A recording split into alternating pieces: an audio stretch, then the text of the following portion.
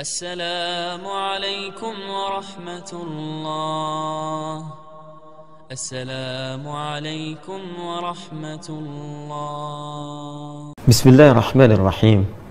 Assalamualaikum warahmatullahi wabarakatuh. Alhamdulillah, wassalatu wassalamu ala rasulillah wa ala alihi wa sahbihi wa man walah, wa ba'd. Saudara-saudariku dimanapun Anda berada, alhamdulillah mengucap syukur kepada Allah subhanahu wa ta'ala.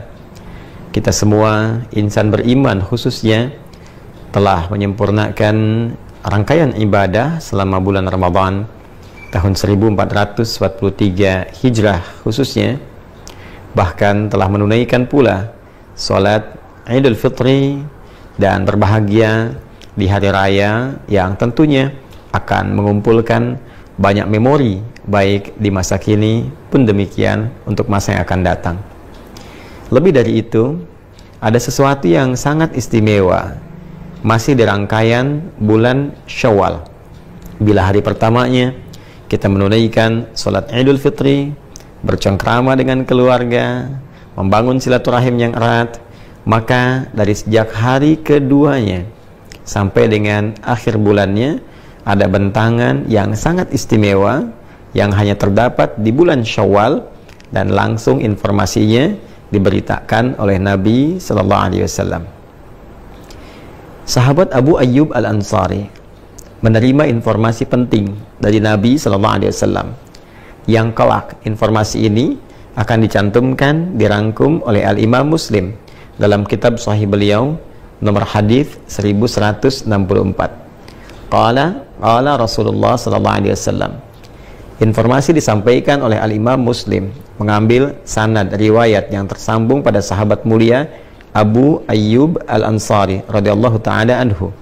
Beliau menyampaikan satu kali Rasulullah sallallahu alaihi wasallam pernah bersabda, "Man shama Ramadhana thumma atba'ahu sittan min Syawal," atau di riwayat lain bisittin min Syawal fakana kasyami dahri.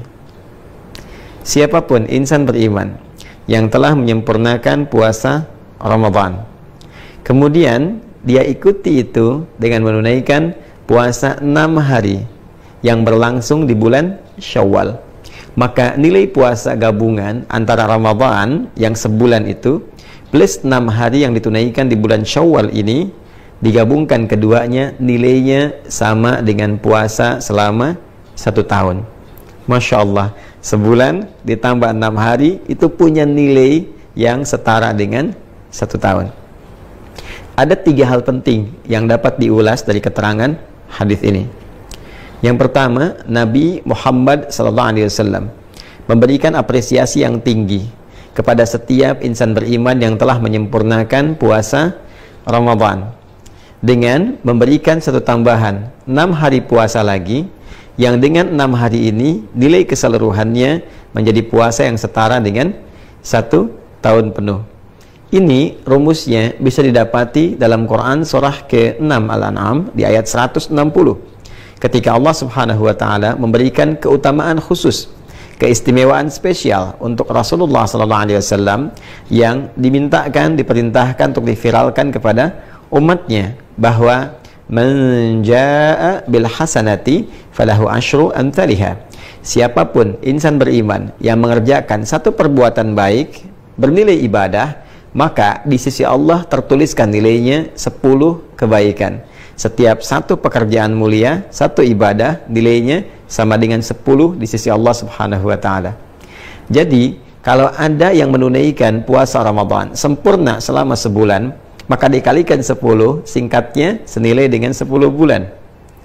Bila kemudian 1 bulan 30 hari dikali 10 sama dengan 300, dan 6 hari dikalikan 10 sama dengan 60, 300 tambah 60 menjadi 360 hari. Bukankah ini akumulasi jumlah kurang lebih selama 1 tahun? Maka nilai fantastis ini diberikan oleh Allah Subhanahu wa taala sebagai hadiah untuk umat Nabi Muhammad sallallahu alaihi wasallam melalui kemuliaan Rasulnya. Puasa 1 bulan Ramadan plus 6 hari Syawal nilainya sama dengan 1 tahun penuh. Yang kedua, ini yang paling penting juga untuk dipahami, bahwa teknis penunaian puasa Syawal ini diungkapkan dengan kalimat thumma atba'ahu sittan, kemudian diikuti menggunakan diksi kata thumma, lalu menggunakan kata atba'a. Ini memberikan kesan kepada kita bentuk umum dengan dua pemaknaan, bisa berurutan, bisa juga berselang.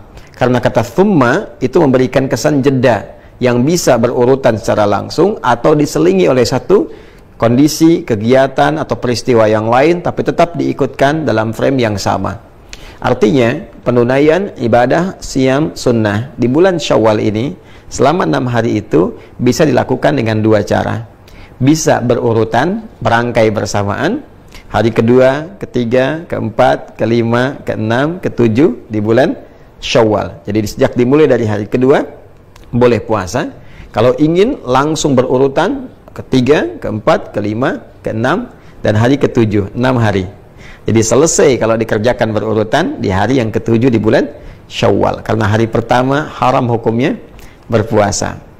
Namun jika ada kondisi yang menjadikan tidak memungkinkan dilakukan secara berurutan, maka boleh.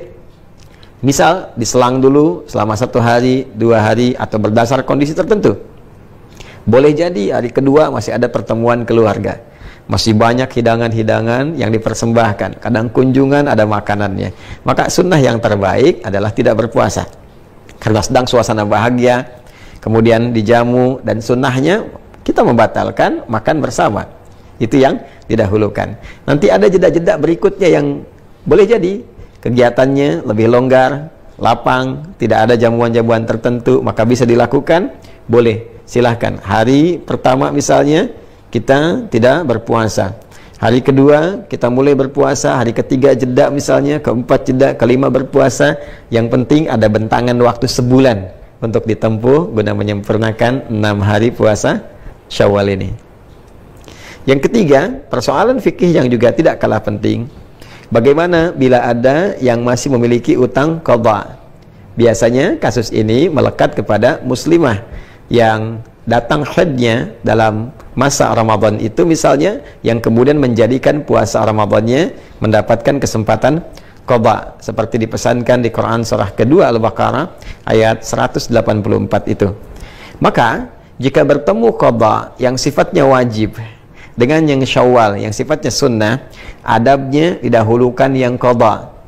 Memang betul qadha ini masanya lebih panjang, ada kurang lebih 11 bulan mendatang, dari mulai Syawal sampai bertemu nanti dengan bulan Sya'ban berikutnya.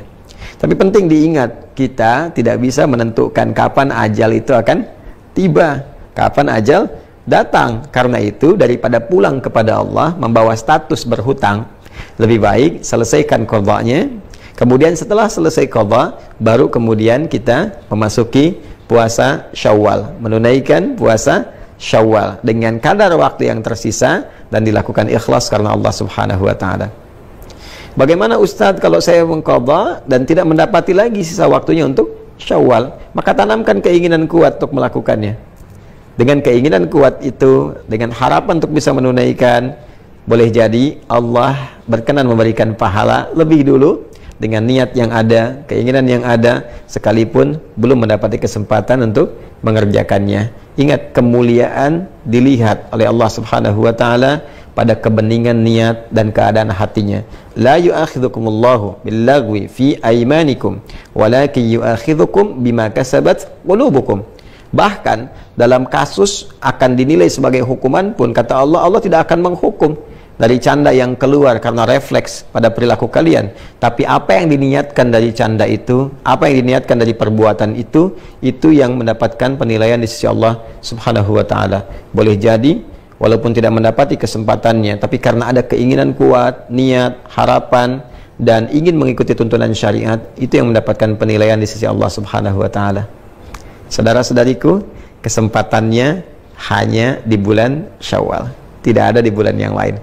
Karena itu, mari kita optimis, memaksimalkan niat di dalam hati kita, mengondisikan ikhtiar kita. Semoga Ramadan yang telah tuntas ditunaikan bisa juga diikuti dengan kesempurnaan penunaian puasa 6 hari di bulan Syawal. Assalamualaikum warahmatullahi wabarakatuh.